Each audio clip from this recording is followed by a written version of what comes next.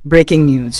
ग्वालपारा के पाइकान में अतिक्रमण हटाने के दौरान हिंसक झड़प, पुलिस फायरिंग में एक की मौत, 5 घायल। असम के ग्वालपारा जिले के पाइकान क्षेत्र में अतिक्रमण हटाने की कार्रवाई के दौरान हालात बेकाबू हो गए। जब प्रशासन ने जमीन खाली कराने की कोशिश की, तभी कुछ लोगों ने पुलिस पर पथराव और हमला करने की कोशिश की।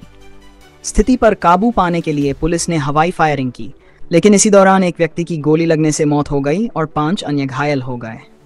घटनास्थल पर अफरा तफरी मच गई, महिलाओं और बच्चों में चीख पुकार सुनाई दी।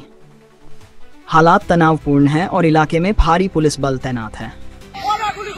गुली चालना करि আছে আমাৰ গাঁৱৰ পৰা দাউৰি দাউৰি ওলাই দি আছে, ঘৰে ঘৰে খুমাই মাৰি আছে। চাওক আপোনালোকে, হেৰা পাব্লিক চাওক, ফায়াৰিং কৰি আছে, ফাঁকা গুলি মাৰি আছে, মাইকী বিলাকো পিঠাই আছে। আপোনালোকে চাওক, লাইটটো চাওক, পুৰা গুলি ফায়াৰিং কৰি আছে, মাৰি আছে, পাব্লিক বিলাক মাৰি আছে। চাওক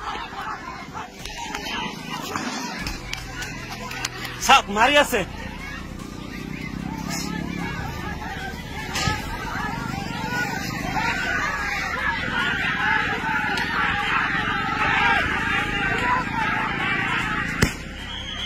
চাওক কেনেকৈ মাৰি আছে আমাক।